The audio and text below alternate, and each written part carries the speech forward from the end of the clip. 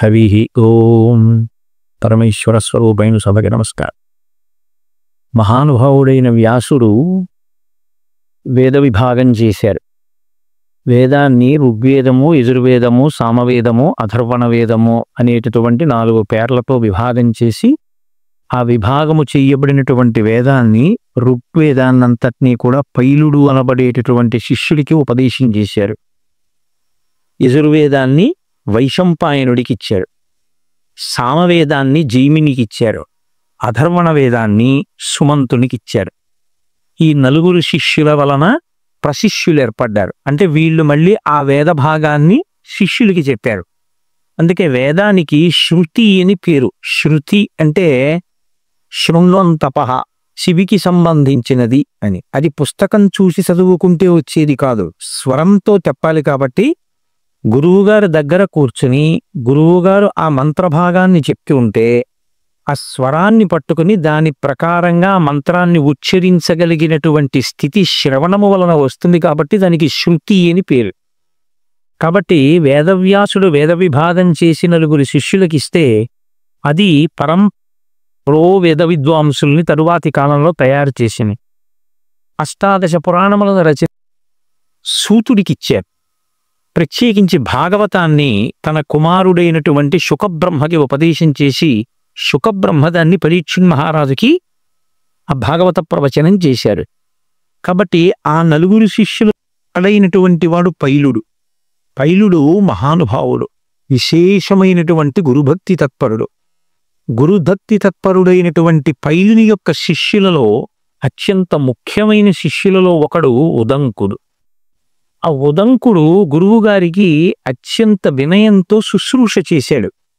అసలు శాస్త్రంలో శిష్యుడికి ప్రత్యేకంగా కొన్ని పేర్లతో పిలుస్తారు.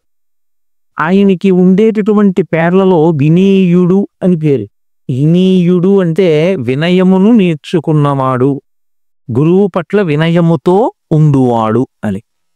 అందుకే శిష్యుడికి వినీయుడు అని పేరు. ప్రత్యేకించి సిక్కు మతంలో శిష్య శబ్దమే సిక్కుగా మారింది. వాళ్ళు గురువుగారిని ఎక్కువ ప్రేమిస్తారు, గురువుగారిని గౌరవిస్తారు, గురువుగారిని పూజిస్తారు. అందుకే ఆ మతంలో గురువుకి విశేషమైనటువంటి ప్రాధాన్యత. సనాతన ధర్మమునందు అసలు చెప్పవలసిన అవసరమే ఉండదు. గురుర్ బ్రహ్మ, గురుర్ విష్ణు, గురుర్దేవో మహేశ్వర, గురు సాక్షాత్ పరబ్రహ్మ, తస్మై శ్రీ గురవై నమః. తర్వాత గురువుల వలన వేరొక మంత్రాన్ని ఉపదేశం పొంది ఉంటే అంగన్యాస కరన్యాసాలతో ఆ మంత్రం యొక్క ధ్యాన శ్లోకం చేసిన తరువాత ఆ మంత్రం యొక్క అధిష్టాన దేవత యొక్క పాదముల మీద మనసు నిలబెట్టాలి. ఒక్కొక్కసారి ఇబ్బంది ఎలా వస్తుందంటే గురువుగారు ఉపదేశం చేసిన మంత్రం చేస్తూ ఉంటే వేరొక దేవతా స్వరూపం మీదకి వెళ్ళిపోతుంది, లేదా అసలు అధిష్టాన దేవత యందు మనసు నిలబడదు. అప్పుడు ఏం చెయ్యాలి అని అడిగారు. చంద్రశేఖర భారతీ స్వామి గారు అన్నారు, నీకు మీ గురువుగారంటే చాలా భక్తేనా? భక్తే. గాయత్రీ మంత్రం చేసిన, ఇతర దేవతా మంత్రములను చేసిన గురువుగారి పాదములను ఒక్కదాన్ని స్మరిస్తే చాలు, అందరు దేవతల యొక్క అనుగ్రహము కలిగేస్తుంది. ఎందుకంటే గురువే బ్రహ్మ, గురువే విష్ణువు, గురువే శివుడు, గురువే పరబ్రహ్మ. అది గురువు యొక్క శక్తి, శిష్యుడు యొక్క గుర్యా అని మీరు అడిగారనుకోండి, గురువు యొక్క శక్తితో సంబంధం ఏముండదు. అన్ని వేళలా గురువుగారే అనుగ్రహించారు అని చెప్పడం కుదరదు కూడా. ఏకలవ్యుడికి ద్రోణాచార్యులు వారు ఎలా అనుగ్రహించారు? కూర్చోబెట్టి పాఠం చెప్పలేదుగా. మీకు ఎంత గురి ఉన్నది అన్నదాన్ని బట్టి మీకు గురువుగారి అనుగ్రహం భాషించడము అన్నది కూడా ఉంటుంది. అందుకే రమణ మహర్షి గురువు గురించి మాట్లాడుతూ శిష్యులకు ఒక వ్యక్తి మీద ఉన్నటువంటి గురికే గురువు అని పేరు అంటారు. ఆ గురుత్వము అన్న మాటకు అర్థం అదే. గురువు అంటే బరువు. ఆయన కన్నా నేను తక్కువ, ఆయన దగ్గర నేను నేర్చుకోవాలి, ఆయన దగ్గర నేను తల వంచాలనేటటువంటి చిన్నతనాన్ని మనం అనుకోవడమే మనం లఘువు. ఆయన గురువు అని ఎప్పుడు అంటామో అప్పుడు మనం లఘువు అని గుర్తు. కాబట్టి మీకు తెలియదులేండి గురువుగారు నేను చెప్పిన వినండి అనకూడదు. గురువుగారు అంటే బరువు, మీరు లఘువు అని గుర్తుపెట్టుకోవాలి. కాబట్టి గురువుగారితో మాట్లాడేటప్పుడు గురువుగారు ఏది చెప్పారో దాన్ని శ్రేయోదాయకమని స్వీకరించాలి తప్ప గురువుగారికి పాఠాలు చెప్పే ప్రయత్నాలు చేయకూడదు. లౌకికంగా ఏదైనా సలహా అడిగితే చెప్పడంలో దోషం ఏం లేదు, మీరు గురువుని చెప్పకూడదని అనకూడదు. కాబట్టి గురువు శిష్యుడి మధ్య ఉండేటటువంటి సంబంధం అత్యంత పవిత్రమైనటువంటి సంబంధం. ఆ గురువుని సేవించినటువంటి శిష్యులు మహాభారతంలో మీకు ఎంతమందో కనపడతారు. అసలు చాలా ఆశ్చర్యకరమైనటువంటి జంటలు కనపడతాయి. ఏమిటి ఇంత గమ్మత్తుగా ఉంటుందా అని మనం చాలా ఆశ్చర్యపోయేటటువంటి సందర్భాలు కనపడతాయి. ఈ గురు శిష్య సంబంధంలో ఉండేటటువంటి చాలా గొప్ప లక్షణం ఏమి అంటే, శిష్య అన్న మాటకి ఒక అర్థం ఉంది, శాసితుం యోగ్య శిష్య అని. ఎవరిని గురువుగారు శాసిస్తాడో వాడు శిష్యుడు. కొందరు గురువుగారు గురువుగారు గురువుగారు అని పిలుస్తున్నా గురువుగారు వాళ్ళని శాసనం చేయరు. అంటే నువ్వు ఈ పని చెయ్యి అని గురువు చెప్పరు. ఎందుకంటే వీడు చెబితే వినేంత తేలికైన వాడేం కాడు, వీడి ఎందు చాలా ఇంకా అహంకారం ఉంది, మమకారం ఉంది, కాబట్టి వీడిని నేను శాసించడం ఎందుకు అన్న స్థాయిలో ఊరుకుండిపోతే ఆయన శిష్యుడు కాలేడు. ఎవరు శిష్యుడవుతాడంటే గురువుగారు శాసించడానికి యోగ్యమైన రీతిలో గురువును అనువర్తించాలి. గురువుగారు ఒక మాట చెప్తే తండ్రి చెప్పిన మాట కన్నా గొప్పది అని తల్లి తండ్రి శరీరాన్ని ఇస్తారు, గురువు మళ్ళీ శరీరంలోకి రానవసరం లేని జ్ఞానాన్ని ఇస్తాడు. కాబట్టి గురువుగారు చేసిన శాసనాన్ని అనువర్తించిన వాడెవరో ఆయన శిష్యుడు. గురువుగారి తాపత్రయం అంతా ఎప్పుడు ఎలా ఉంటుందంటే, శిష్యుణ్ణి ఎంత వృద్ధిలోకి తీసుకొద్దాం, ఎంత ఆత్మోద్ధరణ కల్పిద్దాం, ఎంత జ్ఞానాన్ని అతను సముపార్జన చేసేటట్లుగా అనుగ్రహిద్దాం. దీనితో పాటుగా లౌకికంగా శిష్యునికి కావలసినటువంటి సమస్త ప్రయోజనములు వనగూడేటట్టుగా కూడా గురువు ప్రార్థన చేస్తూ ఉంటారు. నేను భాగవతంలో కుచేలోపాఖ్యానం చెప్పినప్పుడు ఒక్క రాత్రి కుచేలుడు కృష్ణుడు కనపడకపోతే తల్లడిల్లిపోయిన సాందీపని మహర్షి చేసినటువంటి ఆశీర్వచనాన్ని మీకు ప్రస్తావన చేసి ఉన్నాను భాగవతంలో. ఆ గురువు యొక్క హృదయం అలా ఉంటుంది, అది వెన్నపూసలా ఉంటుంది. అందుకని ఎప్పుడు శిష్యుని యొక్క అభ్యున్నతి కొరకు గురువు ప్రార్థన చేస్తూ ఉంటాడు.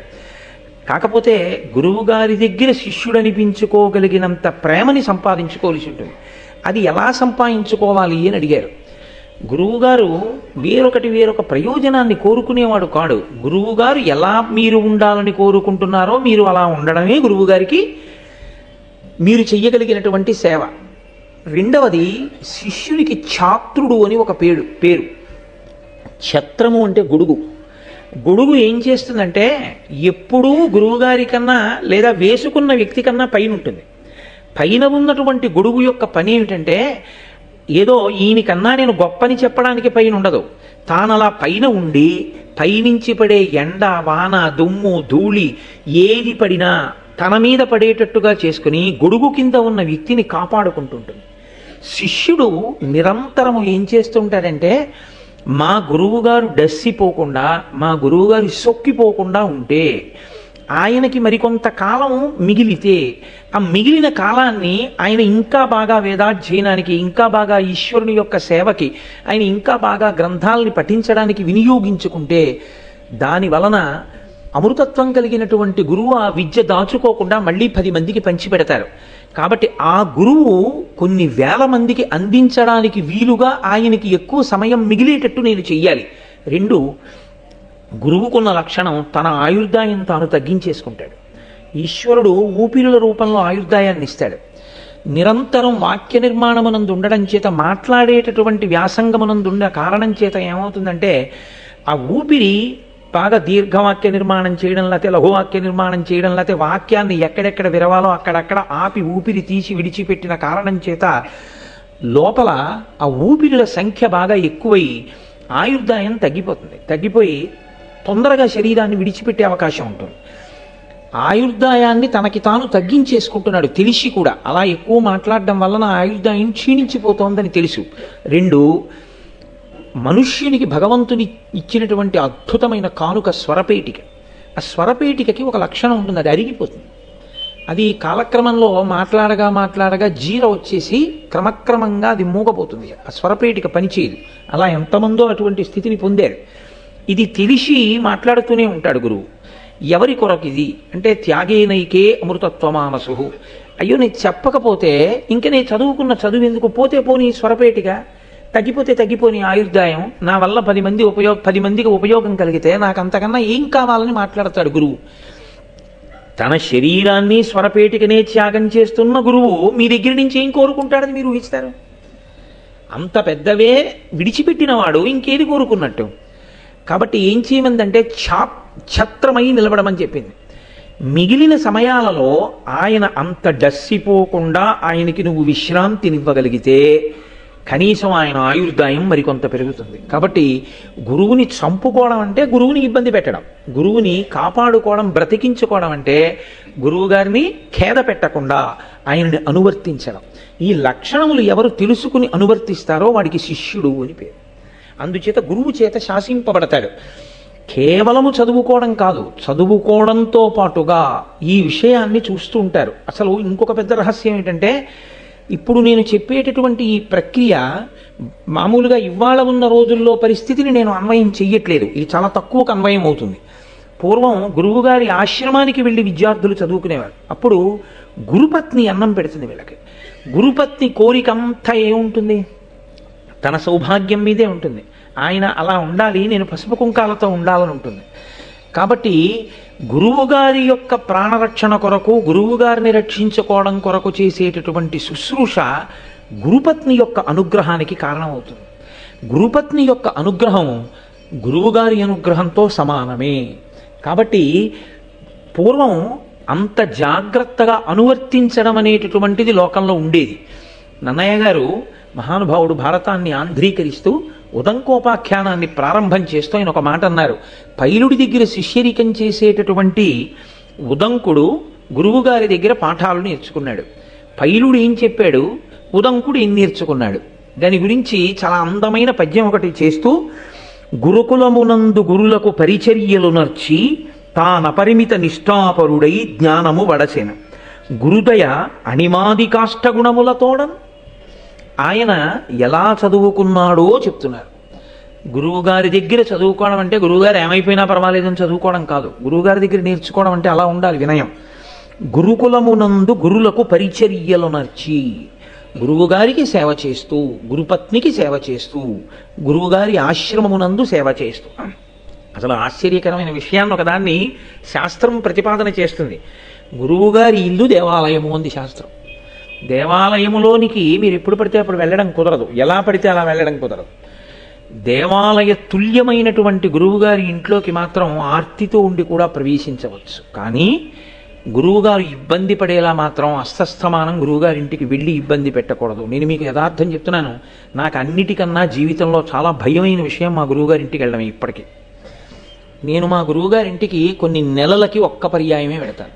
అది కూడా 1000 మార్లు నేను వారికి విజ్ఞాపన చేసి, చాలా బలీయమైన కారణం ఉంది, నేను వెళ్ళవలసి ఉంటుంది అంటే అప్పుడు గురువుగారి అనుమతి తీసుకుని వెళ్ళి, వారి దగ్గరికి వెళ్ళినప్పుడు వారు మాట్లాడడమే, నేను మాట్లాడడం అనేటటువంటిది బహు తక్కువగా, గురువుగారు మాట్లాడింది విని ఎంత తొందరగా పని పూర్తి చేసుకోగలిగితే అంత తొందరగా వారి ఊపిరికి ఖేదం కలగకుండా చూసుకుని లేచి వస్తాను. యథార్థంగా చెప్పాలంటే నేను మా గురువుగారి ఇంటికి వెళ్ళిన దానికన్నా మా గురువుగారు నా దగ్గరికి వచ్చిన సందర్భాలే ఎక్కువ ఉంటాయి. ఆయన ప్రేమ అటువంటిది.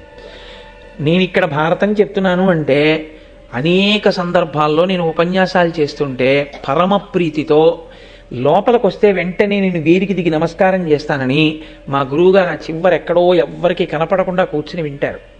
విని, నాన్న ఈ ఘట్టాన్ని ఇంకా ఇంత బాగా చెప్పచ్చు, లేదా ఇవాళ నువ్వు చెప్పిన దానివల్ల నా మనసు రంజిల్లిందిరా అని రాత్రి ఫోన్ చేసి చెప్తారు. ఆయనకి సంతోషం కలిగితే ఆయనే అకస్మాత్తుగా వస్తారు. గురువుగారి అనుగ్రహము అంటే గురువుగారు ఇబ్బంది పడకుండా చూడడంలోనే ఎక్కువ ప్రాధాన్యత. అదే గురు పరిచర్య అన్న మాటకు అర్థం. కాబట్టి గురుకులమునందు గురులకు పరిచర్యలు నర్చి తానపరిమిత నిష్ఠాపరుడై జ్ఞానము పడసెను. నిష్ఠ ఆచార సంబంధము. గురువుగారి దగ్గర వింటే వచ్చేస్తుంది అనుకోవడం తప్పు.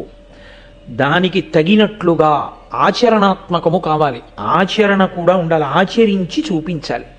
గురువుగారు ఏం చెప్పారో దాన్ని త్రికరణ శుద్ధిగా ఆచరణ చేస్తే గురువు విశేషమైనటువంటి తృప్తిని పొందుతారు.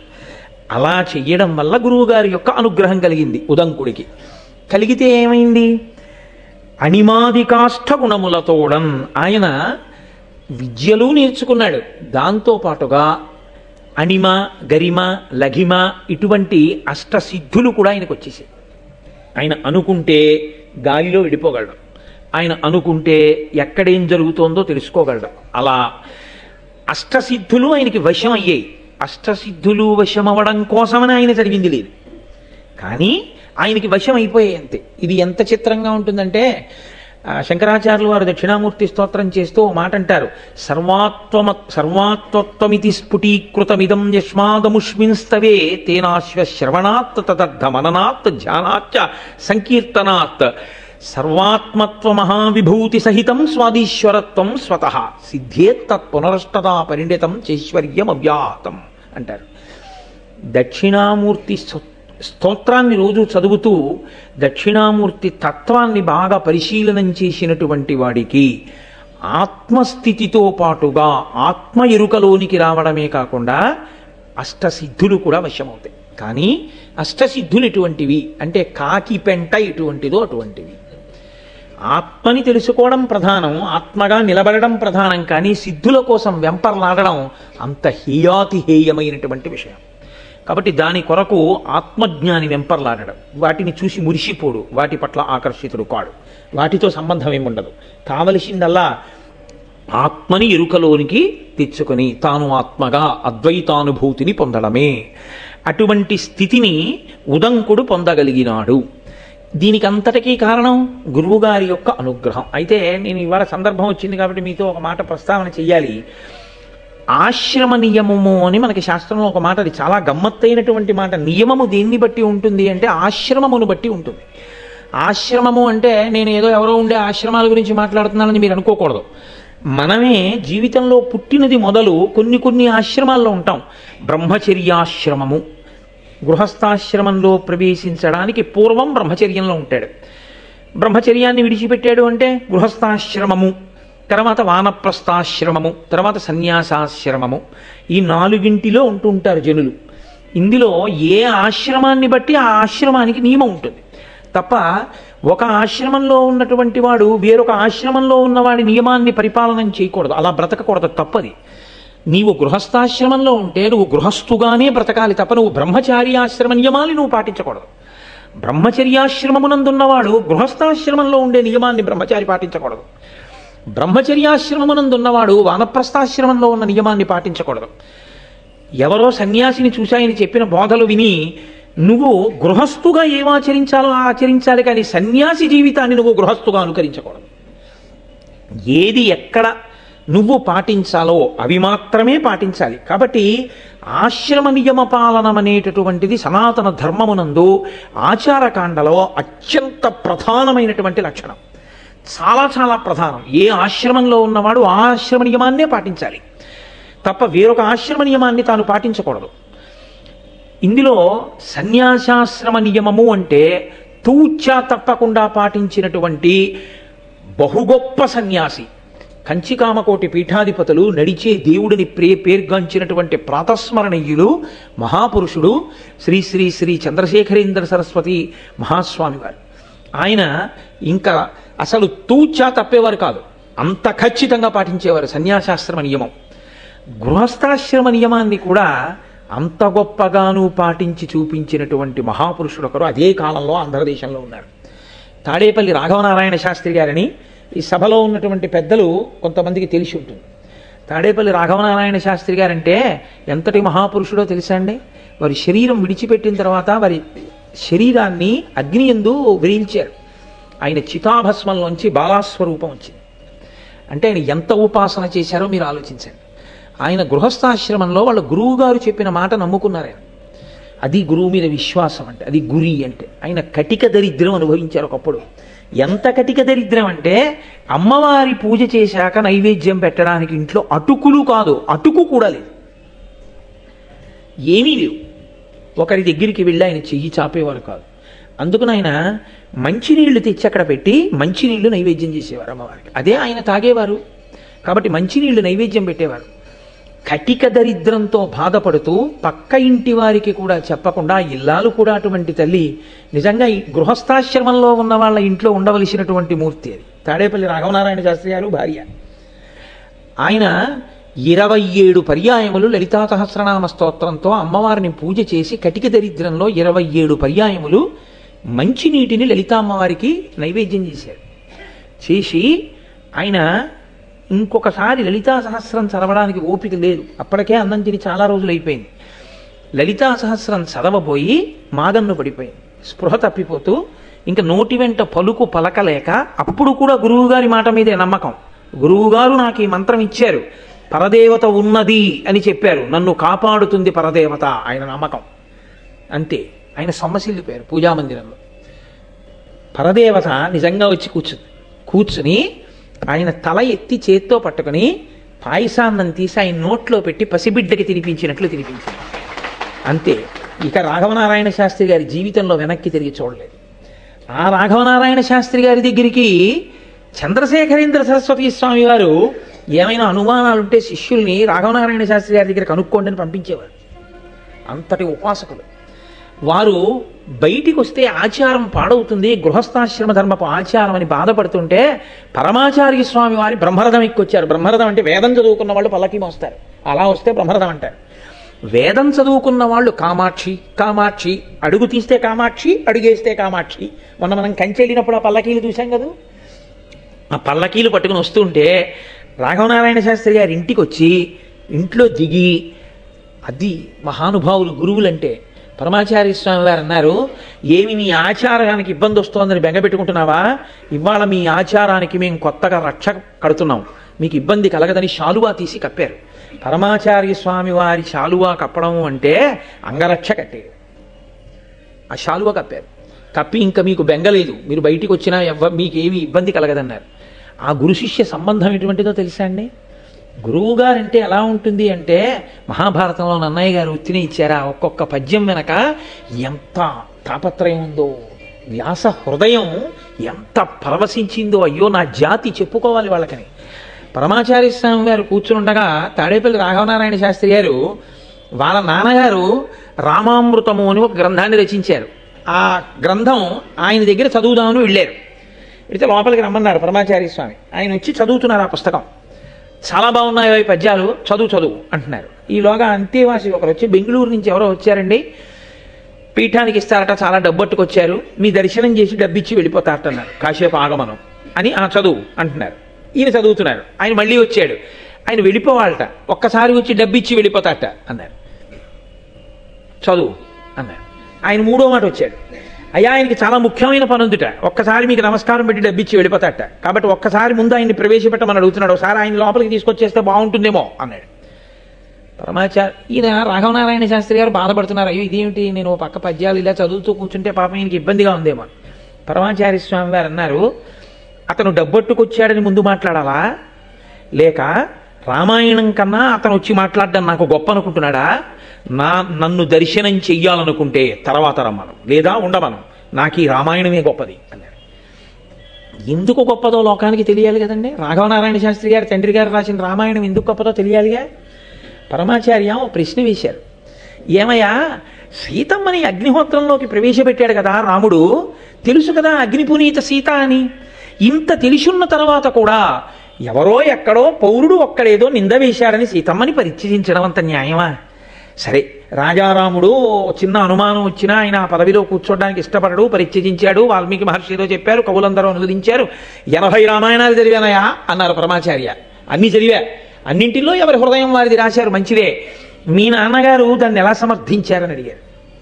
అయితే రాఘవనారాయణ శాస్త్రి గారు ఆ ఘట్టం తీసి యుద్ధకాండలోంచి చెప్పారు. ఎంత గొప్ప భావన చేశారో తెలుసా అండి ఆయన. పరమాచార్య విన్నారంటే అది కారణం. ఆయన అన్నారు, సీతమ్మ తల్లిని రాముడు ఎప్పుడు పెళ్లి చేసుకున్నాడు? రాజు కాకముందు చేసుకున్నాడు. ఇంకా అప్పటికి కొడుకు దశరథుడికి, దశరథుడు రాజు, రాజకుమారుడిగా పెళ్లి చేసుకున్నాడు.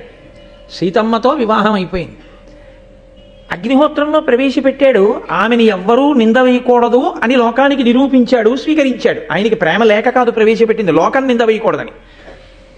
వచ్చాడు, పట్టాభిషేకం చేసేసుకున్నాడు. పట్టాభిషేకం చేసుకున్న తర్వాత కూడా సీతమ్మేగా భార్య, ఏకపత్ని వ్రతుడిగా. ఒకనాడు మంత్రులలో ప్రభువుకి నీతి పాఠం చెప్పే మంత్రి వచ్చి రాముడు ఏకాంతంలో ఉండగా ఒక మాట అన్నాడు, ప్రభు మీరు వైకుంఠంలో ఉన్న శ్రీమన్నారాయణుడు, లోకానికి ధర్మం నేర్పడానికి రామచంద్రమూర్తిగా వచ్చి నరుడిగా ఈ భూమి మీద నడుస్తున్నారు. ఇటువంటి మీరు ప్రభువు కాకముందు సీతమ్మని భార్యగా ఉంచుకున్నారు, ధర్మానికి తప్పు లేదు. ప్రభువు అయ్యాక సీతమ్మ భార్యగా ఉండవచ్చా అని అడిగాడు. ఈమె ఎందుకు ఉండకూడదు అని అడిగాడు రాముడు. ప్రభువు భూమిపతి. భూమిపతి అంటే ఈ భూదేవికి భర్త ప్రభువు. అప్పుడు సీతమ్మ మీకేమవుతుంది? మీరు పట్టాభిషేకం అవగానే భూమి భర్త. మీరు భూమి భర్తగా పట్టాభిషేకం చేసుకుంటే సీతమ్మ పక్కన భార్యాస్థానంలో ఉండకూడదు. మీరు పట్టాభిషేకం చేసుకోనంతసేపు సీతమ్మ మీకు భార్యగా ఉండొచ్చు. ప్రభు ఇప్పుడు ధర్మం నడిచిందా అన్నాడు. ఉలిక్కిపడిన రాముడు కారణం చెప్తూ ధర్మము కోసమే సీతమ్మను అడవికి పంపాడని సమర్థించారండి మా నాన్నగారు. ఇది విని పరవశించిపోయారు పరమాచార్య స్వామి. అబ్బా, ఇన్ని రామాయణాలు విన్నాను కానీ ఇలా సమర్థించిన వాడిని వినలేదయా, ఆ పుస్తకాల షిట్ ఒకటి అక్కడ పెట్టి పో అన్నాడు. అంటే ఇంత గొప్ప రాఘవనారాయణ శాస్త్రి గారు అన్నారు, మీకు సంస్కృతం వచ్చు, అరవం వచ్చు, తెలుగు రాదుగా, మీకెందుకు ఆ పుస్తకాలు? నాకు వచ్చో కాదు, అక్కడ పెట్టు, రోజు ఓ పువ్వు వేస్తా, చాలదా అంటే ఓ పువ్వు వేస్తుండేవారో వేయలేదో ఉంచేశాడు, వెళ్ళిపోయారు రాఘవనారాయణ శాస్త్రి గారు. చాలా కాలం అయిపోయిన తర్వాత ఆయన దర్శనానికి వెళ్ళాడు. వెడితే రామ జగన్మోహన అని విశ్వామిత్రుడు రాముడిని చూసి చదివినటువంటి పద్యం ఒకటి చదివారు పరమాచార్య స్వామి. ఇది మా నాన్నగారు రాసింది అన్నారు ఆయన. అంటే ఆయన అన్నారు, రాఘవనారాయణ శాస్త్రి మీ నాన్నగారు రాయడం కాదు, ప్రతిరోజు రాత్రి పడుకోబోయే ముందు మంచం మీద పడుకుని కాలు మీద కాలు వేసుకుని ఆకాశం వంక చూస్తూ ఈ పద్యాలు పరవశంతో మీ నాన్నగారు చదువుకునేవారు కదా, ఆయనకి ఇష్టం ఈ పద్యాలు అన్నారు. అసలు వాళ్ళ నాన్నగారిని పరమాచార్య స్వామి చూడలేదు. మీకు ఎలా తెలుసండి? అది మాకు ఒక్కళ్ళకే తెలిసి ఇంట్లో మీకు ఎలా తెలిసిందన్నారు. ఆయన నవ్వు తెలిసాడు. గురువు త్రికాల వీధి, గురువుకి అన్నీ తెలుసు, కానీ అన్నీ తెలిసి ఉన్నట్టు ఉండక్కర్లేదంతే. గురు శిష్య సంబంధం అంటే అంత గొప్పది. ఎక్కడో ఉన్న తాడేపల్లి రాఘవనారాయణ శాస్త్రి గారి గురించి పరమాచార్య స్వామి వారికి అన్నీ తెలుసు. పరమాచార్య స్వామి వారి గురుత్వం మీద ఆయన ఏకంగా గొప్ప గొప్ప స్తోత్రాలే చేశారు. అవి గురు శిష్య సంబంధాలంటే. అంత పరమ పవిత్రంగా ఉండేవి, అంత పవిత్రమైన సంబంధాలు కాబట్టే, అంత గొప్ప పూజలు కాబట్టే రాఘవనారాయణ శాస్త్రి గారి శరీరాన్ని అగ్నిహోత్రంలో వ్రీలిస్తే ఆఖరణ దహన సంస్కారం జరుగుతుంటే ఆయన చితాభస్మంలోంచి శరీరంలోంచి బాలాదేవి వచ్చి నిలబడింది పైన. అంటే ఎంత గొప్పగా గురువుల మాటల్ని విశ్వసించి తాపత్రయంతో నిలబడ్డారో, ఎంత పూనికతో నిలబడ్డారో మీరు ఆలోచించండి. మొన్న వచ్చారు కృష్ణావధానుల గారు, మొన్నే మేమందరం వెళ్ళాం కుంభాభిషేకం గురించి మాట్లాడడానికి వారింటికి. అప్పటి వరకు బాగానే మాట్లాడారు. మా గురువు గారు అన్నారు అంతే. ఆ తర్వాత ఇంకా ఒక 7-8 నిమిషాల సేపు ఆయన మాట్లాడలేకపోయారు. కంఠం గాద్గదికమైపోయి కన్నుల వెంట ధారల కింద నీరు కారుతూ ఉండిపోయారు. ఆ గురువు అన్న పేరు ఎత్తేటప్పటికి అయ్య బాబోయ్, ఆయన లేని నాడు మాకు చెప్పేవాడెవరు, మమ్మల్ని తీర్చిదిద్దేవాడెవరు అన్న తాపత్రయం, ఆ గౌరవంతో కంఠం బొంగురుపోయింది. ఇంత వయస్సులో ఆయనకి, ఇంతమంది శిష్యులు ఉన్న గురువుకి. అది గురు శిష్య సంబంధం, అది పవిత్రమైనటువంటి భావన. కాబట్టి నన్నయ్య భట్టు ఆంధ్రీకరిస్తూ అంటారు, గురుకులమునందు గురులకు పరిచర్యలు నర్చి తాన పరిమిత నిష్ఠాపరుడై జ్ఞానము పడశను గురుదయ అనిమాది కాష్ఠ గుణములతోడన్. ఆయన ఆ అష్టసిద్ధులతో పాటుగా వేద విద్యను, దానికి సంబంధించినటువంటి సమస్త జ్ఞానమును పొందాడు ఉదంకుడు. పొందిన తరువాత ఒక నియమం ఒకటి ఉంది. ఆశ్రమంలో గురువుగారి దగ్గర విద్య నేర్చుకున్న తరువాత గురువు నిత్యతృప్తుడైన గురువుని అడుగుతారు, గురుదక్షిణ అని ఒక మాట. గురువుగారు మేము ఏదైనా సమర్పిస్తాం, మీరు ఏదైనా కోరండి. గురువు నిత్యతృప్తుడు కాబట్టి అడగడు. ఒక్కొక్కచో ఏదైనా తన జీవనం గడవడానికో, 10 మంది శిష్యులకి పాఠం చెప్పడానికో, అన్నం పెట్టడానికో ఆయన ఏదైనా కోరిక కోరితే కోరచ్చు. పైలుడు ఒక చిరునవ్వు నవ్వన్నాడు, నాకేం కావాలయా, నాకేం అక్కర్లేదన్నాడు. అంటే ఉదంకుడు అన్నాడు, గురువుగారి దగ్గర ఆశ్రమంలో ఇన్ని నేర్చుకుని గురువుగారికి దక్షిణ ఇవ్వకుండా వెళ్ళిపోకూడదు, కాబట్టి నేను మీకు దక్షిణ ఇవ్వాలనుకుంటున్నాను, మీరేమైనా అడగండి అన్నాడు. ఆయన చిరునవ్వు నవ్వి ఊరుకున్నాడు. ఇప్పుడు గురువుగారు మాట్లాడటలేదు. గురువుగారితో సమాన స్థాయి ఎవరిది అక్కడ? గురుపత్నిదే. కాబట్టి గురుపత్నిని వెళ్ళి అడిగాడు ఆయన, అమ్మా గురువుగారి దగ్గర ఇన్ని నేర్చుకున్నానమ్మా, మీరు నాకు రోజు అన్నం పెట్టారు, అమ్మ గురుదక్షిణ ఇవ్వాలనుకుంటున్నాను, ఏం కావాలమ్మా అని అడిగాడు. ఆవిడంది, పక్కనే ఉన్నాడయా రాజ్యం చేస్తూ పౌష్య మహారాజు, ఆ పౌష్య మహారాజు యొక్క భార్య కుండలములను నాకు తెచ్చి ఇయ్యి. అంటే అలా అడగడానికి కారణం ఏమిటి అంటే, కుండలములు 5వ తనానికి చిహ్నాలు. ఆ కుండలములు అటువంటి శక్తి కలిగినవి. ఒక్కొక్క వస్తువుకి శక్తి దేనివల్ల వస్తుందంటే ఆ వస్తువుని పట్టుకున్న వ్యక్తి వలన వస్తుంది. అదో విచిత్రం. లోకంలో అత్యంత గొప్ప వ్యక్తి, గొప్ప ఈశ్వరారాధన చేసేటటువంటి వ్యక్తి చాలా కాలం ముట్టుకున్నటువంటి కళాన్ని మీకు ఇచ్చారనుకోండి, ఆ కళానికి ఒక పవిత్రత ఉంటుంది. మీరు సరిగ్గా ఉంచుకుంటే ఉంటుంది, మీరు విరిచేస్తే పోతుంది ఆ పవిత్రత. కాబట్టి గురువుల దగ్గర నుంచి వచ్చినటువంటి పూతిక పుల్లకి కూడా శక్తి ఉంటుంది. ఎందుకంటే అది వారి శక్తి వలన ఆ వస్తువులోనికి ప్రవేశిస్తుంది. అది వారికి ఉండేటటువంటి గుణం. అందుకే మీరు కొంచెం జాగ్రత్తగా చూస్తే అగ్నికి ఆకర్షణ శక్తి ఉంటుంది. అగ్నికి కేవలము కాల్చడమే కాదు, ఆకర్షిస్తుంది. అందుకే మీరు చూడండి, ఎప్పుడైనా ఆ పిడుగు పడినప్పుడు ఆ టీవీలో పెద్ద కరెంట్ వస్తే ఆ అగ్ని దూరంగా కూర్చున్న వాళ్ళు చచ్చిపోతారు. దానికి కొంత దూరంలో ఉన్న వాళ్ళు చనిపోవడం సంభవిస్తూ ఉంటుంది. అంటే దీని శక్తి, దీని ప్రకంపన అక్కడ వరకు వెళ్ళిపోతుంది. ఆకర్షణ అక్కడ వరకు వెళ్ళి ఆయనలో ప్రవేశించి చంపేస్తుంది. అలాగే గురువుగారు మహాపురుషులు, గొప్ప ఉపాసకులు, మహాపతివ్రతలు, ఇటువంటి వారు ఉపయోగించేటటువంటి వస్తువుల యందు కూడా తత్సంబంధమైనటువంటి శక్తి ప్రవేశిస్తుంది. కుండలములు, చెవిలకు పెట్టుకునేటటువంటి ఆభరణములు ప్రత్యేకించి సువాసినులవి. వివాహం అయిపోయినటువంటి స్త్రీలు పెట్టుకునేటటువంటి కర్ణాభరణములకు ఒక ప్రత్యేకమైనటువంటి లక్షణం ఉంటుంది. అది ఐదోతనానికి చిహ్నం. అందుకే ఎట్టి పరిస్థితుల్లోనూ కూడా కర్ణాభరణం లేకుండా భర్తకి కనపడకూడదు అని చెప్తారు. అసలు ఒకవేళ ఏ కారణం చేతనైనా చెవికి ఆభరణాన్ని తీసేసి మళ్ళీ పెట్టుకోవలసి వస్తే ఆ సమయంలో భర్త గారికి పరాకు చెప్తారు. అయ్యా కాసేపు ఈ గదిలోకి రాకండి మీరు అని చెప్తారు. చెప్పి గది తలుపు వేసుకుని జాగ్రత్తగా కర్ణాభరణం తీసేసి మళ్ళీ కర్ణాభరణం పెట్టేసుకోవాలి.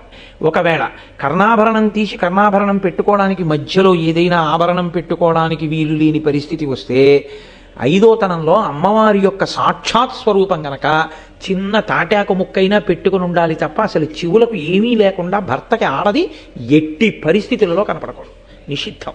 ఎందుకంటే ఆయన ఆయుర్దాయాన్ని గ్రసిస్తుందని చెప్తున్నాయి శాస్త్రాలు. ఈ చెవి కుండలములకు అంత శక్తి, ఆ తాటంకములకు. అందుకంటే తాడ తరచునే సౌందర్యలహరి చెప్పినప్పుడు చెప్తూ ఉంటాను, ఆ తాటాకుకు అంత శక్తి. కాబట్టి పౌష్య మహాదేవి అంటే పౌష్య మహారాజు గారి యొక్క భార్య, ఆవిడ అంత గొప్ప పతివ్రత. మనకి శాస్త్రంలో ఒక విచిత్రమైనటువంటి లక్షణం ఏంటంటే పురుషుడు ఉపాసన చేత శక్తిని పొందుతాడు. స్త్రీకి ఉపాసన భర్తని ఉపాసించడం. భర్తని అనుగమించిన స్త్రీ ఎవరుంటారో భర్త సంతోషమే తన సంతోషమని, భర్త శాసనము తనకి అభ్యున్నతి కారకమని నమ్మి అనువర్తించినటువంటి స్త్రీకి ఇక వేరుగా పూజ ఉండాలా అంటే నిజానికి అక్కర్లేదు. ఎందుకని అంటే నేను శాస్త్రవాక్కు యథార్థంగా మీతో మనవి చేస్తున్నాను. నేను నైవేద్యం పెడితే తాదాత్మ్యతతో నేను నైవేద్యం పెడితేనే ఈశ్వరుడు దాని వంక చూస్తాడు. ఈయన సాక్షాత్ ఈశ్వరుడు నా భర్త, భర్తయే ఈశ్వరుడు అని నమ్మి ఓ ప్లేట్ ఇడ్లీ పట్టుకొచ్చి అక్కడ పెడితే పరమేశ్వరుడికి బాలభోగం చేసినటువంటి ఫలితం భార్య ఖాతాలో వేస్తాడు. అందుకే ఆడదానిగా తరించడం తేలిక, పురుషుడిగా తరించడం కష్టం నిజానికి. అందున విశేషమైన భక్తి సంపన్నుడైనటువంటి భర్త అయితే ఆయన చేసే పనిలో ప్రతి దాంట్లో సగం ఫలితం వెళ్ళి ఆవిడ ఖాతాలో పడిపోతుంది. కాబట్టి ఆవిడ దానికి తోడు ఇంకా కొంత చేసుకుందనుకోండి, ఈయనకన్నా ఆవిడ పుణ్యమే ఎక్కువ ఉంటుంది నిజానికి. కాబట్టి పౌష్య మహాదేవి యొక్క కుండలములంటే ఆవిడ అంతటి పతివ్రత. ఆవిడ భర్తని అనుగమించినటువంటి స్త్రీ. ఆయన పుష్యాభిషేకాన్ని పొందాడు కాబట్టి పౌష్యుడని పేరు వచ్చింది ఆయనకి. తటి మహానుభావుడు. ఆయన భార్య. ఆవిడ చెవులకు పెట్టుకున్నటువంటి కుండలములకు ఆ శక్తి ఉంటుంది. కాబట్టి ఆ కుండలములను తీసుకొస్తే నేను కూడా నా చెవులకు పెట్టుకుంటాను, అడిగి తెచ్చిపెట్టు, అది నువ్వు నాకు ఇవ్వగలిగిన గురుదక్షిణ. ఇప్పుడు ఆవిడ అడిగారు, గురువుగారు కూడా ఒప్పుకోవాలా? ఏమండి అమ్మగారు తెమ్మంటున్నారు వెళ్ళనా అని అడగాల అంటే గురువుగారు ప్రకటనంగా వద్దు, అది అడిగినా నువ్వు వెళ్ళక్కర్లేదు అని అంటే ఆగిపోవాలి తప్ప, గురువు నిశ్శబ్దంగా ఊరుకుంటే గురుపత్ని యొక్క ఆజ్ఞ గురువుగారి ఆజ్ఞయే కనుక ఇప్పుడు వెళ్ళాలి. అంటే ఇప్పుడు మీకు ఏమిటి చెప్తోంది మహాభారతం? గురువుని సేవించడమేదో గురుపత్నిని సేవించడము అంతే. గురువుగారిని సేవించడం అంటే గురువుగారంటే 4 చెప్తాడండి, గురుపత్నికి ఏమొచ్చండి అనడానికి వీల్లేదు. గురువుగారితో సమాన స్థాయి గురుపత్ని పొంది ఉంటుంది. కాబట్టి ఇప్పుడు ఆవిడ తీసుకురా కుండలములు అంటే బయలుదేరాడు ఉదంకుడు. బయలుదేరి ఆయన వెడుతున్నాడు. ఎంతో దూరం కాదు, చాలా దగ్గరలోనే ఉంది పౌష్యుని యొక్క రాజ్యం. ఆ వెడుతుండగా ఒక ఆశ్చర్యకరమైన సంఘటన ఒకటి జరిగింది. ఒక దివ్యమైనటువంటి పురుషుడు, అంటే మామూలు తేజస్సు కలిగిన వాడు కాకుండా మనుష్య సంబంధమైన తేజస్సు అని నమ్మడానికి వీలు లేనంత గొప్ప తేజస్సు కలిగిన వ్యక్తి ఒక ఎద్దు మీద కూర్చుని ఉన్నాడు. అదే చమత్కారం. మామూలుగా ఎవరో ఒక వ్యక్తి ఎద్దు మీద కూర్చుని దీని పేడ తిను అన్నాడు అనుకోండి, చావతలబో అంటారా అనరా? ఆ ఎద్దు మీద కూర్చున్నవాడు దివ్యమైన పురుషుడు, అంటే ఆయన కాంతిని చూడగానే ఆ భాష ఆయన చుట్టూ ఉన్నటువంటి ఆ వలయాన్ని చూడగానే ఈయన సామాన్యుడు కాడు, ఈయన ఏదో మనుష్యుల కన్నా భిన్నమైనటువంటి జాతికి చెందినవాడు, దేవతాస్వరూపుడు, కాబట్టి ఈయన మాట నేను ఔదలదాల్చవలసిందే అనేటటువంటి ప్రచోదనం కలిగేటట్టుగా ఆయన ఉన్నాడు. అయితే ఇక్కడ ఒక గమ్మత్తుంది. గురువుగారి మాటలు బాగా వంటపట్టి ఉంటే ఆ వినయం వస్తుంది. గురువుగారి మాటలు వంటపట్టి ఉన్న స్వభావము అని ఒకటి ఉంటుంది. ఈ స్వభావము అనేటటువంటిది చాలా ప్రమాదకరమైనటువంటి లక్షణం. ఇది పుట్టుకతో వస్తుంది స్వభావం అన్నది. ఈ స్వభావమునందు రజోగుణ తమోగుణ ప్రకోపం యొక్క పాళ్ళు ఎక్కువ ఉన్నాయనుకోండి, అప్పుడు దేవతలు ఏం చేస్తారో తెలుసండి, ఏదైనా పెద్ద కార్యం సాధించవలసి వస్తే ఇదే అడ్డు పెడతారు. కైకమ్మను అందుకే అడ్డు పెట్టారు, కౌసల్యని సుమిత్రని విడిచిపెట్టి ఆవిడితో అడిగించారు వరాలు, ఎందుకంటే తమోగుణ రజోగుణ ప్రకోపం ఎక్కువ కాబట్టి. స్వభావము గురువుగారి దగ్గర విన్నటువంటి మాటల వలన కలిగినటువంటి వినయాన్ని మింగేస్తూ ఉంటుంది అప్పుడప్పుడు. అప్పుడు స్వభావం గెలిచిందనుకోండి, వాడికి ఉండే కోపం, వాడికి ఉండేటటువంటి ఇంకొక లక్షణం ఏదో పైకి వచ్చేసింది అనుకోండి, గురువుగారు చెప్పింది మరిచిపోయాడు అనుకోండి, మరిచిపోతే తన స్వభావంతో ప్రవర్తిస్తాడు. అందుకే గురు పాదుక పూజనీయం ఎందుకైందో తెలుసండి, అది గురువు గారిని మోసింది. అలాగే గురు పాదుక ఏం చేస్తుందంటే తల మీద పెట్టుకుంటే అహంకారాన్ని అణుస్తూ ఉంటుంది, అది ఆయన్ని మోసి తెచ్చింది. ఆ వినయం మీకు కూడా ఇస్తుంది. అందుకే ప్రపంచంలో ఎవరి పాదుకకి పూజ లేదు, ఒక్క గురు పాదుకకే పూజ. కనుక ఇప్పుడు ఆయన దివ్య పురుషుని యొక్క దివ్యత్వాన్ని గుర్తించాడు. గుర్తించి ఆయన వంక తిరిగి చూశాడు. ఆయన అన్నాడు, ఇదిగో నేను ఎక్కినటువంటి ఎద్దు పేడ వేసింది, ఈ పేడ కొద్దిగా తిను అన్నాడు. తిన్నాడు. నేను మీతో మనవి చేశాను కదా, శిష్య అన్న మాటకు అర్థం శాసితం యోగ్య శిష్య, చెప్పిన మాట వినేటటువంటి వాడు. ఆయన దివ్యత్వాన్ని అంగీకరించినప్పుడు ఆయన మాటలో ఏదో పరమార్థం ఉంది. మనకు అర్థం కావట్లేదు ఆయన ఎందుకంత గొప్పవాడిగా ఉన్నాడో, గురువుగారిని అడుగుదాం తర్వాత. కాబట్టి ఇప్పటికి తినేద్దాం, ఆయన చెప్పిన మాట విందాం. కాబట్టి కాస్త పేడ తీసుకుని తినేశాడు. బయలుదేరి వెళ్ళిపోయాడు. వెళ్ళి పౌష్య మహారాజు యొక్క అంతఃపురానికి వెళ్ళాడు. దాని విశేషం ఏమిటి అన్న తర్వాత ఆయనే చెప్తాడనుకోండి. గురువుగారిని అడుగుతానన్నవాడు గురువుగారిని అడిగితే గురువుగారు చెప్తే అన్నయ్య గారు ఆంధ్రీకరిస్తే నేను మీకు చెప్పాలిగా, కాబట్టి కంగారు పడకండి వస్తుంది. కాబట్టి ఇప్పుడు ఉదంకుడు పౌష్య మహారాజు దగ్గరికి వెళ్ళాడు. ఏమి దేని కొరకు వచ్చావు అని అడిగాడు. అడిగితే పౌష్య మహారాజుని ఈయనన్నాడు, నేను గురుదక్షిణ ఇవ్వాలి అని బయలుదేరి వచ్చాను. నా గురువు యొక్క భార్య గురుపత్ని మా అమ్మ వంటి ఆవిడ నీ భార్య కుండలములు అడిగింది అన్నాడు. ఇవ్వచ్చా రాజు అంటే? రాజుకి రెండు కర్తవ్యములు ఉంటాయి. ఒకటి, ఆశ్రమంలో చదువుకుని విద్య పూర్తి చేసి బ్రహ్మచర్యాన్ని విడిచిపెట్టి గృహస్థాశ్రమంలో వెళ్ళేవాడికి పెళ్లి ఖర్చు పెట్టుకోవలసిన బాధ్యత రాజుగారిది. అంటే ఇవాళ మనం చేస్తున్నటువంటి సమావర్తనము స్నాతకము ఇంతకన్నా పచ్చి అబద్ధాల తంతు ఇంకోటి ఉండదు లోకంలో, యథార్థంగా మాట్లాడితే. అవన్నీ భోజనాల కోసం స్నాతకాలు, భోజనాల కోసం సమావర్తనాలు, ఏదో మధ్యలో నదడ్డు ఉందని ఆడపిల్లవారి మీద పడి తినేయడానికి పనికి వచ్చే స్నాతకాలు అవిగో. నిజమైన సమావర్తనము స్నాతకము అంటే గురువుగారి దగ్గర చదువుకుని అప్పటి వరకు కాటుక పెట్టుకోకూడదు, అప్పటి వరకు తల దూకోకూడదు, అప్పటి వరకు పూలదండ వేసుకోకూడదు, తాంబూలం వేసుకోకూడదు, రుచి కోసం తినకూడదు, భిక్షాన్నములు తినాలి. ఇన్ని నియమములను పాటించిన వాడు ఇన్ని నియమములను విడిచిపెడతాడు. అర్థం చూసుకోకూడదు, నేను బాగున్నాననేటటువంటి భావన ఒకటి రాకూడదు. అదొకటి వస్తే పక్కవాడు బాగులేదన్న భావన వస్తుంది. నేను పక్కవాడిని చూడడమే తప్ప తనని చూసుకోవడం చేత కాకపోతే అన్ని పోలిక అన్నది లేదు కాబట్టి గొడవ లేకుండా అహంకారం లేకుండా ఉంటాడు. కాబట్టి అర్థం చూసుకోకూడదు. ఇన్ని నియమాలు ఇవన్నీ పాటిస్తే బ్రహ్మచర్యం. ఇవన్నీ బ్రహ్మచర్యంలో పాటించిన వాడు బ్రహ్మచర్యాన్ని విడిచిపెట్టి గృహస్థాశ్రమంలోకి వస్తాడు. అలా వేదమంతా చదువుకున్నటువంటి వాడు, అయ్యా నేను ఇంకా గురుదక్షిణ ఇచ్చి దేశాంతరం చూడ్డానికి వెడతానండి అని అడగడానికి, గురువుగారికి దక్షిణ ఇవ్వవలసి వస్తే శిష్యుడి దగ్గర ఏముంటుందని ఇస్తాడు గురుదక్షిణ? రాజుగారి దగ్గరికి వెడతాడు. వెళ్ళి, రాజా నేను ఇది చదువుకున్నాను, ఇప్పుడు నేను గురుదక్షిణ కట్టాలి, కాబట్టి మీరు నాకు ఈ దక్షిణ ఇవ్వండి అని అడుగుతాడు. ఏం చదువుకున్నావు? ఏమి చెప్పు 4 మాటలు అంటాడు. తాను చదువుకున్న దాంట్లోంచి 4 మాటలు చెప్తాడు. షహబాష్, వీడు బాగా చదువుకున్నాడు, వీడికి గురుదక్షిణ కట్టడానికి డబ్బు ఇవ్వండి అని రాజిస్తాడు. రాజా నేను గృహస్థాశ్రమంలోకి వెడుతున్నాను, ఇప్పుడే విడిచిపెడుతున్నాను బ్రహ్మచర్యాన్ని, కాబట్టి నేను ఇల్లు కట్టుకోవాలిగా, గృహస్థాశ్రమం మొదలు పెట్టాలిగా, అయితే ఇదిగో నీకు ద్రవ్యం ఇస్తున్నాను పెళ్లి చేసుకోవడానికి. రాజు డబ్బిస్తాడు. కాబట్టి గురుదక్షిణ కట్టేటప్పుడు ఎవరిని ఆశ్రయించవచ్చు అంటే రాజుని ఆశ్రయించవచ్చు అని ధర్మం.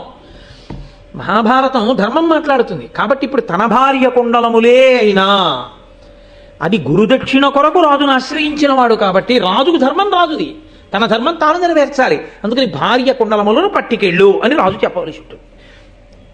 ఆవిడ తన భర్త ఆజ్ఞ ఏది ఉందో అది అనుసరించడమే పతివ్రత లక్షణం. ఆవిడ మహాపతివ్రత అంటే ఏంటి? ఆ కుండలాలు తీసి ఇచ్చేయి అన్నాడు, ఇంకో కుండలాలు పెట్టుకుని ఆ కుండలాలు ఇచ్చేయడమే. అంతేగాని వాటికి ఒక శక్తి ఉందన్న విషయం ఆవిడికి తెలుసు.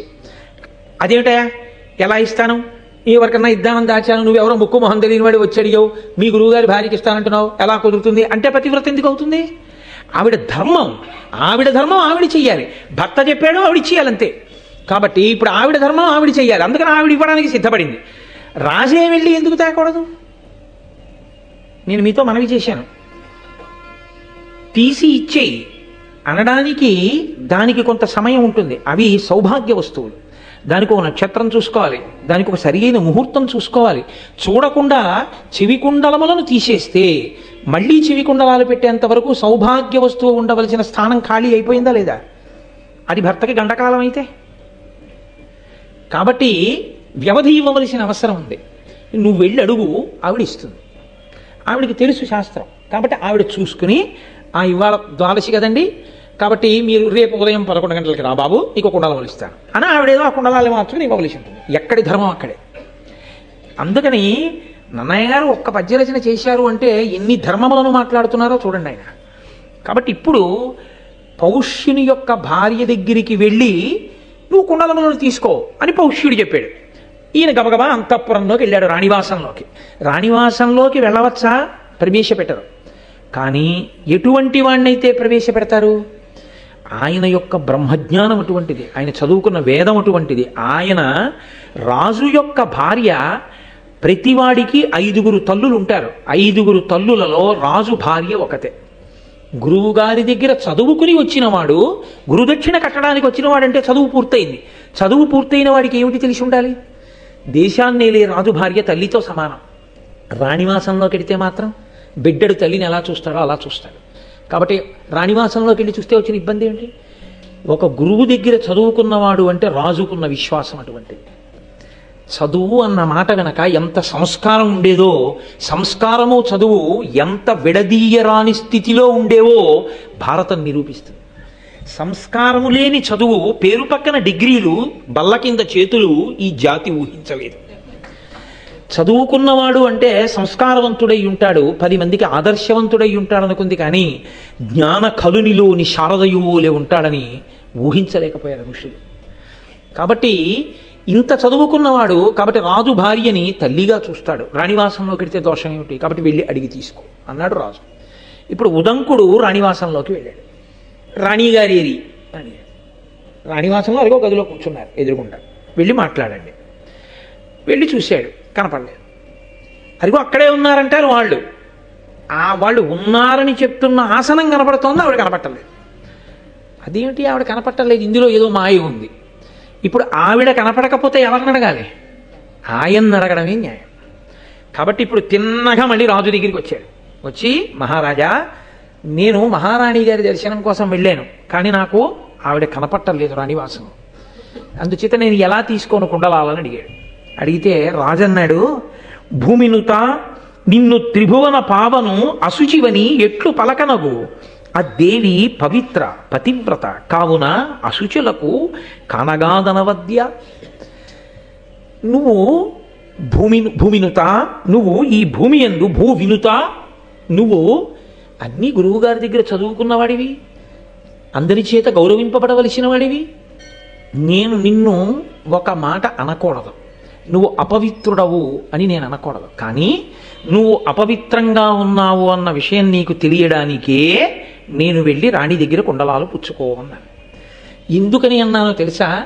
అవి పవిత్రమైనవైతే పుచ్చుకునేటప్పుడు నువ్వెలా ఉండాలి? నువ్వు పవిత్రంగా ఉండాలి కదా. నువ్వు పవిత్రంగా లేకుండా పవిత్రమైనటువంటి వస్తువుని పుచ్చుకోవడానికి నీకే అర్హత ఉంది? దేవాలయంలోకి వెళ్ళేటప్పుడు కనపడ్డ ప్రతి పుల్లతోటి పళ్ళల్లో పుచ్చుకుని ఆ పుల్ల అవతల పారేసి దేవాలయంలోకి వెళ్ళి ప్రసాదం పుచ్చుకుంటే నీకు ఈశ్వరానుగ్రహం కలుగుతుందని నువ్వు ఎలా చెప్పగలుగుతున్నావు? నువ్వు ఆ అనుగ్రహాన్ని పొందడానికి వీలైన శౌచంతో నువ్వు దేవాలయంలోకి వెళ్ళవలసిన అవసరం ఉందా లేదా? ఏ వస్తువుని ముట్టుకునేటప్పుడు ఎలా ఉండాలో అలా ఉండి ముట్టుకోవలసి ఉంటుంది. అంతేకాని చేతులకి రబ్బర్ తొడుగులు వేసుకోకుండా నువ్వు ఎలక్ట్రిక్ వైర్ ముట్టుకుంటున్నావా? ముట్టుకోవట్లేదే. ఒంటి మీద తడి బట్టలు ఉండగా నువ్వు విద్యుత్తీగా ముట్టుకుంటున్నావా? ముట్టుకోవట్లేదే. అంటే నీకు తగిలింది కాబట్టి షాక్ తెలుస్తోంది. ఈశ్వర ప్రసాదాన్ని అలా పుచ్చుకోకూడదన్న విషయం షాక్ కొట్టిన తర్వాత నేర్చుకుందాం అనుకుంటున్నావా?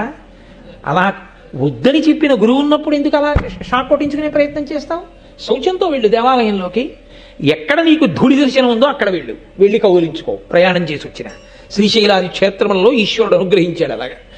కాబట్టి నీవు అపవిత్రుడవు అని నేను చెప్తే బాగుంటుందా?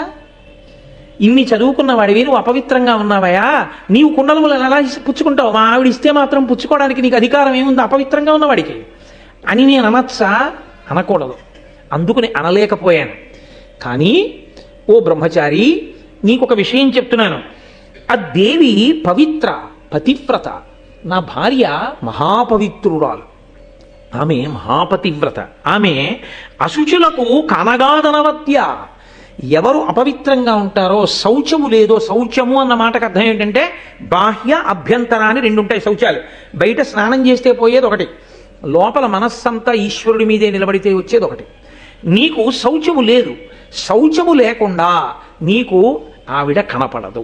అశౌచమున్న వారికి ఆవిడ కనపడదు. అసలు ఆవిడికి ఆ శక్తి ఉంది. అందుకని నువ్వు శౌచమును పొంది వెళ్ళు. ఇప్పుడు ఆలోచించాడు ఆయన, ఏమిటి నాకు శౌచానికి తేడా వచ్చింది, ఎక్కడ వచ్చింది దోషం అని. పేడ తిన్నాను. పేడ తిన్న తర్వాత ఆచమనం చెయ్యాలి. పేడ తిన్న తర్వాత ఏమి, యథార్థానికి స్నానం చేసే అవకాశం లేనప్పుడు ఎక్కడికైనా వెళ్ళి ఏదైనా మంచి పని మీద ప్రారంభం చేసే ముందు ఒకసారి కాళ్ళు చేతులు ముఖం కడుక్కుని ఆచమనం మళ్ళీ చెయ్యాలి. ఆచమనం చేస్తే మళ్ళీ ప్రారంభం అవుతుంది శౌచం. నేను ఆచమనం చేయలేదు పేడ తిన్న తర్వాత. అక్కడ వచ్చింది నాకు అపవిత్రత. వెంటనే కాళ్ళు చేతులు కళ్ళు కడుక్కుని నీటిని 3 మార్లు ఆచమనం చేశాడు. ఆ ఆచమనం అనేటటువంటిది చెయ్యడానికి కారణం అందుకొచ్చింది. అది అభ్యంతర శౌచం అంటే లోపలి శౌచాన్ని తీసుకొచ్చి పెడుతుంది. బాహ్య శౌచం స్నానం వలన వస్తుంది. ఇప్పుడు ఆయన తిన్న పదార్థము వలన కలిగినటువంటి అశౌచం ఏదుందో అంటే తిన్న తర్వాత ఆచమనం చేయలేదు కాబట్టి ఆవిడ కనపడలేదు. వెంటనే మళ్ళీ ఆచమనం చేశాడంటే ఆచారకాండ యొక్క వైభవం ఏమిటో నన్నయ్య గారు చక్కగా పెద్దపీట వేసి మనకి దర్శనం చేయిస్తున్నారు. అందుకని ఆచమనం చేసి వెళ్ళాడు. వెళ్ళగానే ఆ పౌష్య మహారాణి కనపడి నాయన ఇదిగో కుండలములు అడిగావు, గురుదక్షిణగా ఇస్తానంటున్నావు, తీసుకెళ్ళు. కానీ ఒక్కటి జ్ఞాపకం పెట్టుకో, తక్షకుడు అని ఒక సర్పరాజు ఉన్నాడు. ఆయన మహాబలవంతుడు మాయావి. ఎప్పటి నుంచో ఈ కుండలములను తస్కరించాలని కోరుకుంటున్నాడు. ఎందుకు తస్కరించలేకపోయాడు? పరమ పవిత్ర పతివ్రత అయిన నేను ఉన్న చోటికి ఎలా రాగలడు? అపవిత్రమైన ఆలోచనలు ఉన్నవాడు రాలేకపోయాడు. ఇప్పుడు నువ్వు పట్టుకెడుతున్నావు. చూసావా, గబుక్కుని లోపలికి వచ్చావు ఆచమనం చేయకుండా. అలా ఏమాత్రం నీ దగ్గర దోషం వచ్చినా వీటిని తీసుకుపోతాడు. తీసుకుపోతే ఏమవుతుందో తెలుసా? నేనిచ్చాను కుండలాలు, నువ్వు నీ శ్రద్ధని కోల్పోయిన కారణం చేత గురుదక్షిణ చెల్లించలేని వాడవుతావు. కాబట్టి చాలా జాగ్రత్తగా వీటిని పట్టుకుని వెళ్ళు పరాకు చెప్పింది ఆవిడ. ఇప్పుడు గబగబా కుండలాలు తీసుకున్నాడు. చాలా సంతోషంగా బయలుదేరాడు. రాజుగారి దగ్గరికి వచ్చాడు. రాజుగారు అన్నారు, నాయన ఇంత కష్టపడి ఇంత దూరం వచ్చావు, వేళ దాటిపోయింది, మధ్యాహ్నం అయిపోయింది, భోజనం చేసి బయలుదేరు. బ్రహ్మచారివి ఇంటికి వచ్చావు. బ్రహ్మచారి సన్యాసి వీళ్ళిద్దరూ ఆహారం కొరకు గృహస్థు ఇంటి మీద ఆధారపడతారు. కాబట్టి గృహస్థు యొక్క ధర్మం ఏమిటంటే బ్రహ్మచారి కానీ సన్యాసి కానీ వస్తే భిక్ష పెట్టాలి వాళ్ళిద్దరికి. వాళ్ళిద్దరూ తిన్నదాన్ని భిక్ష అంటారు. భిక్ష అని ఎందుకంటారో తెలుసా అండి? వచ్చే పూటకి దాచుకోకుండా ఉండాలి వాళ్ళిద్దరు. గృహస్థు వచ్చే పూటకి దాచుకోవచ్చు, అందుకు దానం పడతాడు. పొద్దున్న పలహారం చేసేసి మధ్యాహ్నం భోజనం చేసి రాత్రి ఏం చేస్తావా అని గృహస్థు అడిగాడు అనుకోండి, తప్పేం లేదు. రాత్రి గారెలు తిందామని ఉంది, మినప్పప్పు తెచ్చి నానబోయి అంటే ఓ పూటలో నానతాయో లేదో నాకు తెలియదు, ఉదాహరణకి చెప్పానంతే. మళ్ళీ నానతాయా అండి నేను విరిగిదిగా అడగండి. కాబట్టి తెచ్చి రాత్రి తినడం కోసమని ఏర్పాటు గృహస్థు పెట్టుకోవచ్చు. బ్రహ్మచారి అలా ఉంచుకోకూడదు, సన్యాసి అలా ఉంచుకోకూడదు. వాళ్ళు తినడానికి సంభారములు ఉండడానికి వీల్లేదు. ఎప్పుడు ఆకలి వేస్తే అప్పుడు 4 ఏళ్ల ముందుకు వెళ్ళి భవతి భిక్షాందేహి అని చేతిలో పడిన కవలం తింటారంతే. కాబట్టి ఇప్పుడు అటువంటి బ్రహ్మచారికి సన్యాసికి భిక్ష ఎవరు పెట్టాలి? గృహస్థు పెట్టాలి. కాబట్టి గృహస్థు ధర్మం. బ్రహ్మచారి వచ్చాడు, వెళ్ళిపోతున్నాడు కుండలాలు తీసుకుని, అన్నం ఎక్కడ తింటాడు? మరి తాను గృహస్థాశ్రమంలో ఉన్నదెందుకు? వచ్చిన వాడికి అన్నం పెట్టడానికే. కాబట్టి అతిథి దేవో భవ స్నాతకం చేసేటప్పుడు చెప్పారు గురువుగారు, గృహస్థాశ్రమంలోకి వెళ్ళేటప్పుడు బ్రహ్మచారి వస్తే అన్నం పెట్టు, అమ్మని జాగ్రత్తగా చూడు, నాన్నని జాగ్రత్తగా చూడని చెప్పారు. అందుకని ఆయన ధర్మం ఆయన పాటించాడు. ఆయన అన్నాడు భోజనం చేసి వెళ్ళు.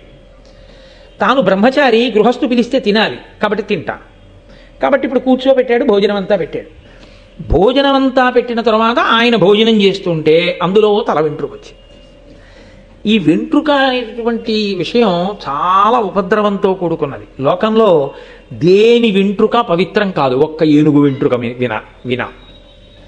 ఒక్క ఏనుగు వెంట్రుకకి మాత్రం ఉన్న శక్తి ఏమిటో తెలుసా అంటే అది దృష్టి దోషాన్ని తీసేస్తుంది.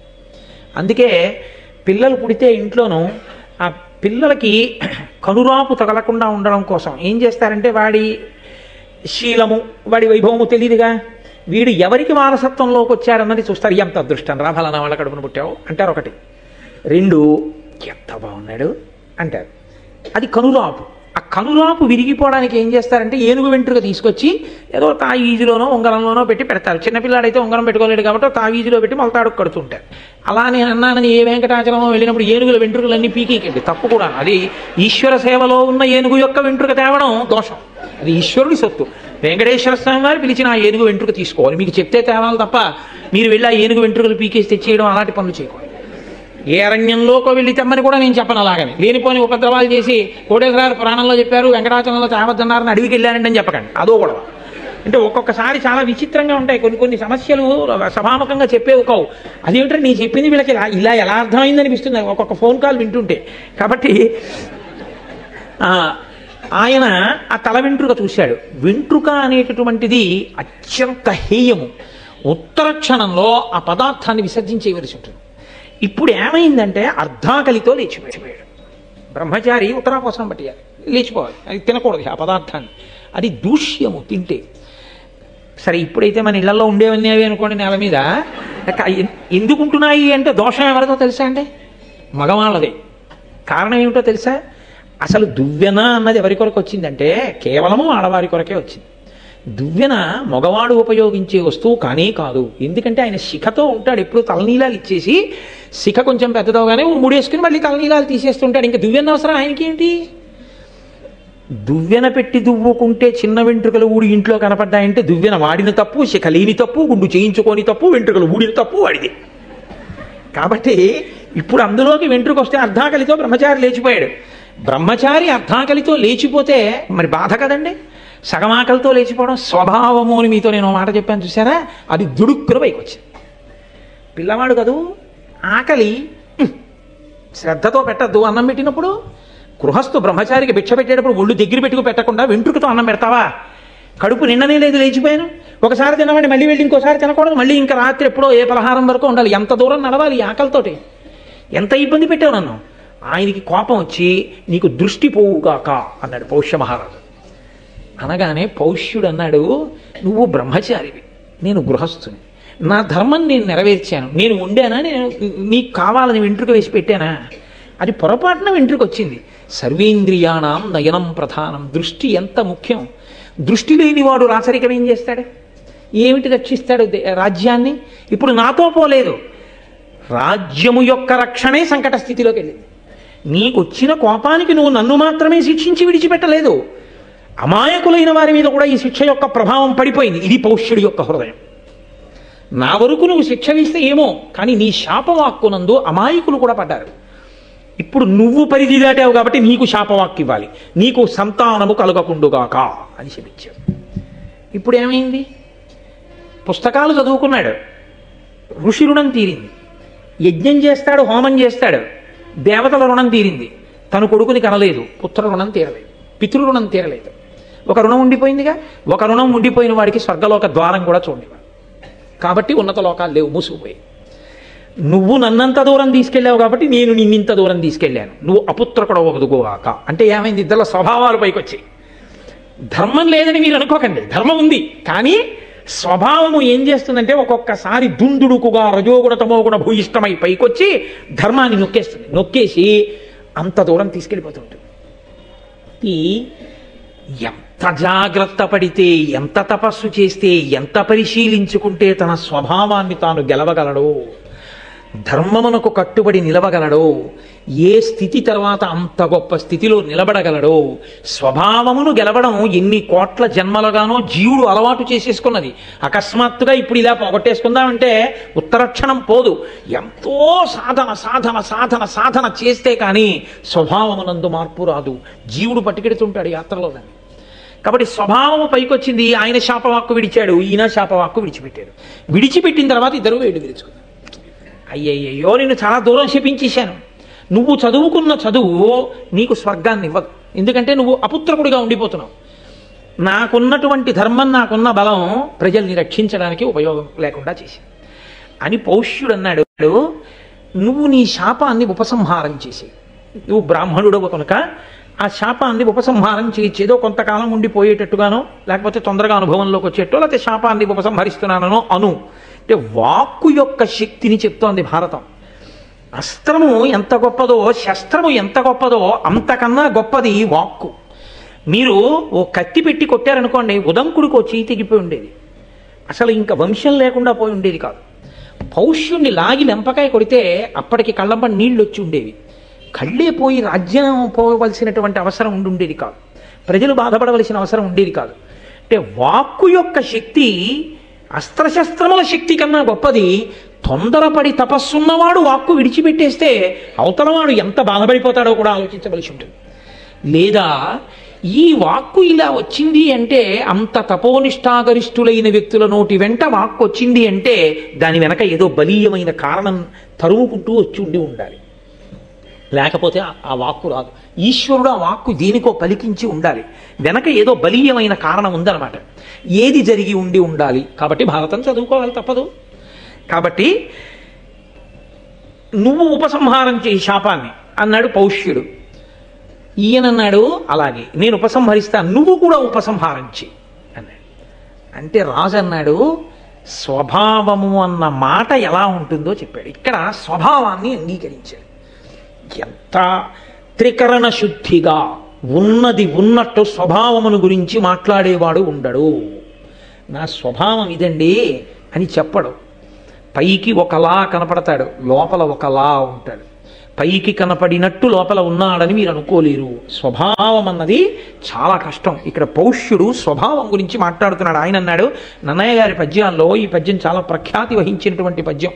అంటే కారణం ఏమిటో తెలుసా అంటే, ఏదో రాజు గురించి చెప్పింది, శిష్యుడి గురించి చెప్పింది కదా, స్వభావ వర్ణనం చేసి దాన్ని గురించి చెప్పడమే చాలా కష్టం. అసలు అలా కన్ఫెషన్ అంటారు, ఉన్నదన్నట్టు మాట్లాడడం ఉండదు. రెండు, స్వభావాన్ని గెలవడం ఎంత కష్టమో చెప్తుంది. కాబట్టి ఆయన నాడు నిండు మనంబు నవ్యనవనీత సమానము పల్కు దారుణాఖండల శస్త్రతుల్యము జగన్నుత విప్రులయందు నిక్కము ఈ రెండును రాజులందు విపరీతము కావున విప్రుడోపు ఓపండతిశాంతుడయ్యు నరపాలుడు శాపము గ్రమరింపగన్.